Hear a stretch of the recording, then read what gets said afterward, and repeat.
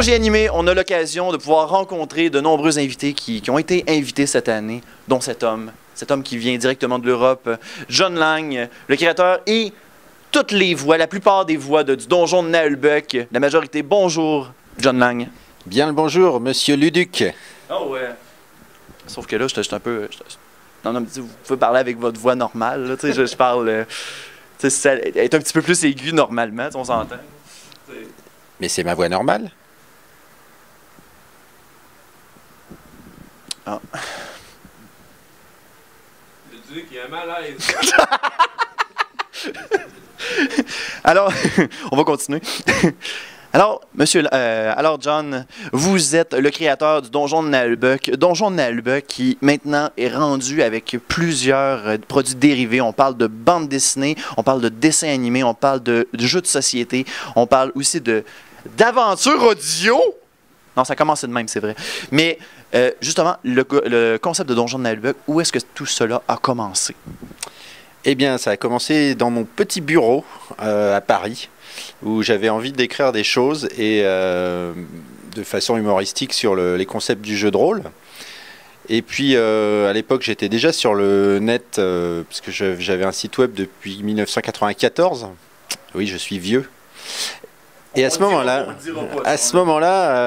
je me disais, bon, j'ai déjà un peu de monde sur mon site. Je vais faire un truc complètement débile, je le fais pour moi, pour m'amuser, et puis si ça plaît à des gens, tant mieux. De toute façon, je vais le mettre dans mon site, j'avais que ça à faire. Et je l'ai fait, voilà. Et ça, c'était les trois premiers épisodes de la saga audio, et c'était en janvier 2001, donc il y a pratiquement 15 ans. Mais ça a continué à bien vieillir, parce que maintenant, vous avez réussi, vous avez trouvé votre auditoire. Maintenant, comment toute cette franchise-là a pu évoluer à un point que maintenant vous pouvez vous offrir bande dessinée, dessins animés et tout? Est-ce que les portes c'est sans doute que les portes se sont ouvertes au fur et à mesure? Mais pratiquement tout ce que j'ai fait est arrivé de manière accidentelle, y compris la naissance du Donjon de Naheulbeuk. Les bandes dessinées, c'est quelqu'un qui m'a contacté, Marion Poinceau, la dessinatrice, pour me dire tiens, moi j'aime bien tes épisodes audio, et comme c'est beaucoup de dialogue, eh ben, ça pourrait faire une belle bande dessinée. Alors moi j'y connaissais pas grand chose à l'époque. On a discuté pas mal, on a fait du chara design, et puis au bout d'un moment, comme elle a trouvé ce design justement original, et qu'on avait un éditeur déjà qui était partant, j'ai dit eh ben on y va, on essaye. On savait pas trop où on allait, hein, mais on a eu vraiment beaucoup de succès sur la BD. Et puis un peu, voilà, en fait, c'est pas vraiment des produits dérivés, dans le sens où souvent les produits dérivés sont fabriqués par des gens qui sont pas à la base du projet, en fait. Enfin, dans le marketing à l'américaine ou autre, tu as des gens qui disent bon voilà, moi j'ai fait ça, vous me donnez de l'argent et puis vous faites un truc. C'est pas du tout ce que je fais avec le Donjon de Naheulbeuk. Moi, je travaille sur tous les projets du Donjon de Naheulbeuk. Le jeu de plateau, j'ai travaillé dessus. La BD, je fais tous les scripts. Et les romans, c'est moi qui les écris. Et je travaille sur des projets gratuits aussi. Donc le jeu de rôle gratuit, des livres dont vous êtes le héros gratuits, les épisodes audio qui sont toujours gratuits, etc. Donc c'est pas vraiment du produit dérivé, c'est juste des supports multiples sur lesquels j'adapte mon histoire selon les contraintes, etc. du support en fait. Finalement, c'est pour offrir un visuel ou une nouvelle expérience pour les fans du Donjon de Naheulbeuk. Et je sais que vous avez fait 2 saisons du Donjon de Naheulbeuk. Les gens se posent la question, est-ce que vous prévoyez une saison 3? Alors là, on vous a encore mal renseigné. Oh non! Ah oui. Non, en fait, il y a déjà pratiquement 3 saisons en audio dans mon site. Et les saisons écrites, il y en a 6. Et j'ai terminé la dernière, là, celle qui finit la série, en novembre. Elle est sortie en novembre. Et elle vient d'arriver au Québec, parce que c'est long de traverser la mer. Les livres arrivent probablement dans des petits canoës pour mettre autant de temps, mais voilà, ça vient d'arriver. Et donc moi, j'ai fini d'écrire mon histoire au niveau roman. C'est la version la plus dense, la plus complète. À partir de ça, Je rédige des scripts de BD avec ma dessinatrice, on fait du découpage, etc. Parce qu'on peut pas, un bouquin, quand on l'adapte, on est obligé d'enlever des choses. C'est le support le plus dense. Et à partir de ça, voilà, je travaille, j'ajoute des choses dans mon jeu de rôle, j'ajoute des choses du jeu de rôle dans le roman, etc. Et donc au niveau des BD, on est au milieu de la saison 5. Et sinon, dans l'audio, comme c'est beaucoup plus long et plus compliqué, je vais finir la 3 là, normalement dans l'année, j'espère. Parce que j'ai des scènes assez difficiles à faire en fait. Vous allez continuer au niveau bande dessinée, roman et tout. Là. Oui, c'est ça. Parfait. Pour au moins assurer. Donc, si jamais vous voulez voir la suite du Donjon de Nalbuck, n'hésitez pas à justement aller voir les livres, les bandes dessinées, toutes ces choses-là.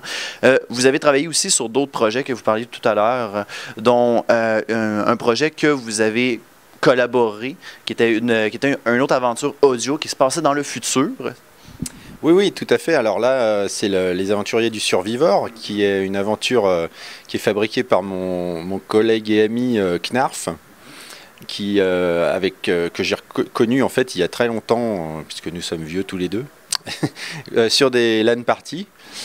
Et je l'avais invité pour faire une voix chez moi, puis on a discuté un peu dans mon salon. Et lui, il était vraiment ingénieur du son, moi je suis amateur complet. Et donc ça lui plaisait bien de faire ça.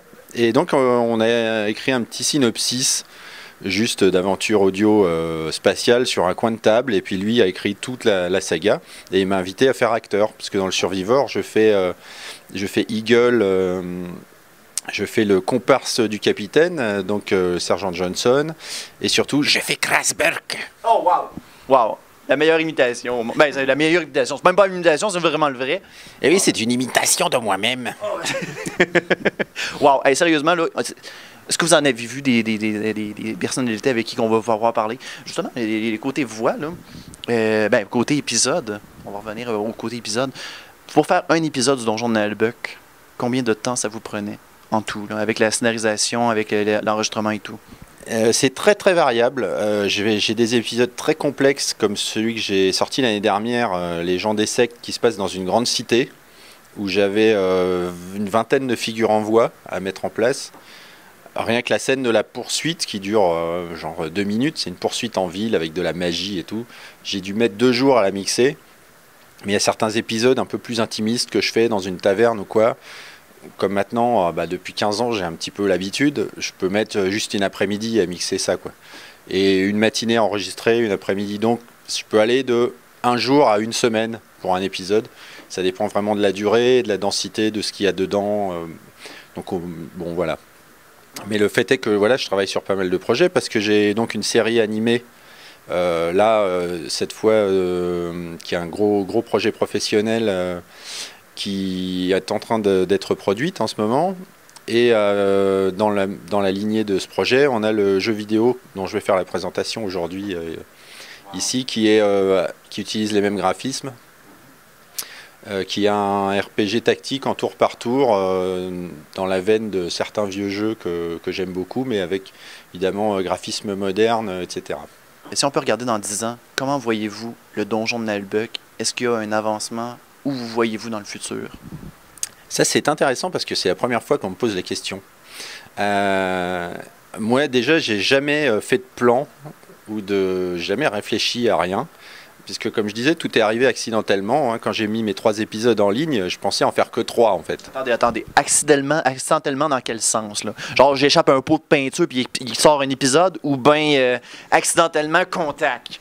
Non, en fait, il y a beaucoup de gens qui montent des projets en disant voilà, alors je vais faire ça, en essayant d'arriver à ça, avec ça comme idée, et puis voilà.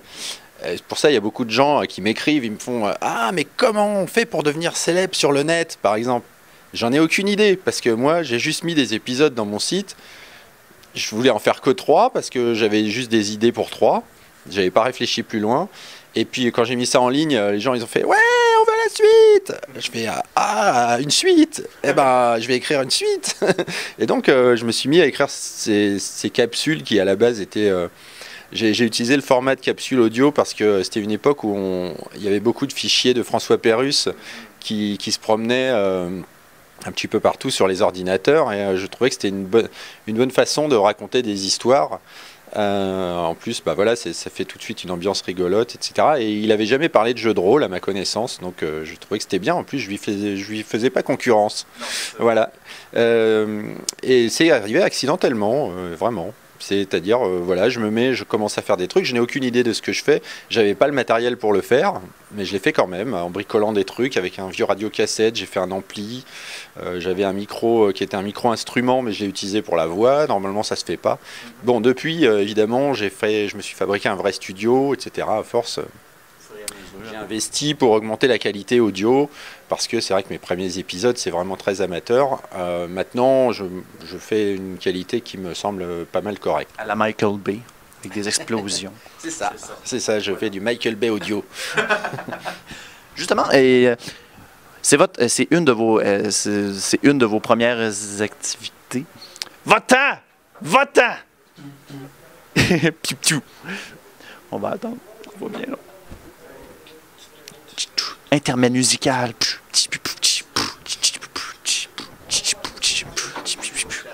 Ouais, va-t'en, c'est ça. Il est venu pour rien. Tu sais, le Link, là, dans Legend of Zelda, tu sais, quand il se promène de donjon en donjon, ça ressemble à ça. Fait que, il cherche des trésors, il en trouve pas, il s'en retourne. Justement, ça fait partie d'une des premières fois que vous visitez le Québec. Vous m'avez parlé plus tôt que vous êtes déjà venu auparavant. Oui, je suis venu en fait en concert avec le Naël Band, parce que ça on n'en a pas parlé, mais c'est aussi arrivé. Oh, c'est aussi arrivé accidentellement. Wow, tellement de possibilités, c'est épouvantable. Un chanteur en plus.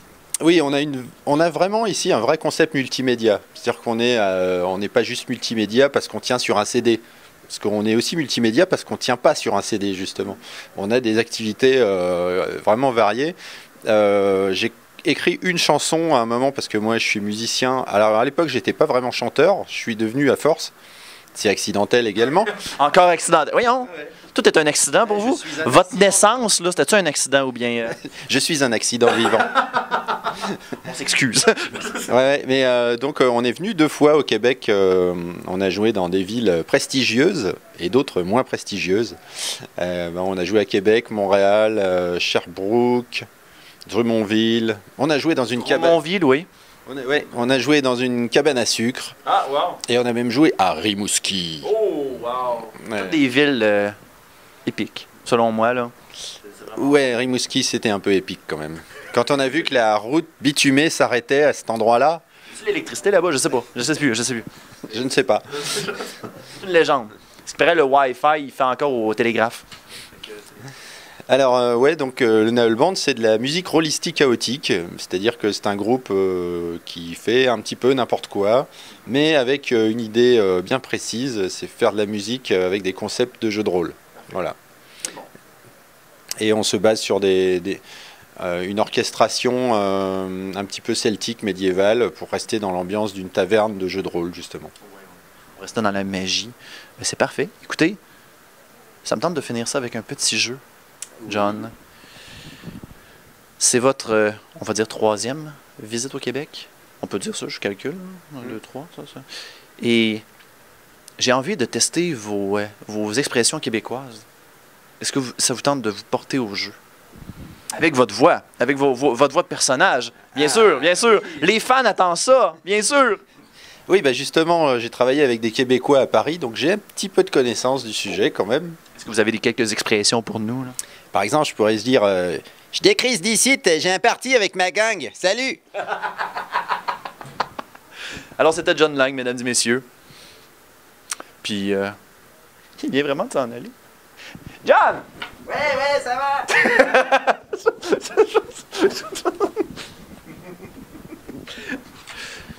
C'était pas si pire. C'était pas si pire. C'est bon. Mon char? Oui. Mon char est pogné dans ce lotch. Oui, non, mais là, tu m'as perdu déjà. Ah, je t'ai perdu déjà. On va y aller étape par étape. Mon char Mon char est pogné est pogné dans ce lotch. dans ce lotch. Mon char est pogné dans ce lotch. Mon char est pogné dans ce lotch. Oui, mais il me fait dire n'importe quoi. Non, pas du tout, mais il est vraiment pogné dans votre lotch. Je voulais juste vous le dire, excusez. C'est à cause qu'on essayait de trouver une façon funny de vous l'annoncer, là. Puis on vous l'a remarqué, Monteco. On n'arrivera pas là-dessus. Fait que et voilà, mesdames et messieurs, c'était John Lang en visite au Québec. Merci beaucoup pour votre visite, John. Eh bien, merci. Et puis, qu'est-ce qu'on dit pour la fin? Je suis très content d'être là parce qu'en plus, les gens sont extrêmement sympathiques. Étant donné qu'ils ne m'ont pas vu depuis 10 ans, et d'ailleurs la plupart ne m'ont pas vu du tout, je découvre tout un nouveau public parce que là où je vais d'habitude, j'ai l'habitude de voir les mêmes personnes depuis 15 ans. Mais là, c'est la première fois que je vous vois. Ah oui. Et bien, oui, là du coup, je vous vois énormément de personnes que j'ai jamais vues et c'est très sympa. C'est parfait. John Lang, mesdames et messieurs. Et allez voir directement le site internet, c'est penofchaos.com, je pense? Oui, depuis presque 20 ans. Depuis 20 ans. Oh, ça a commencé avec une connexion modem 56K. 33.6. 33, c'est encore pire.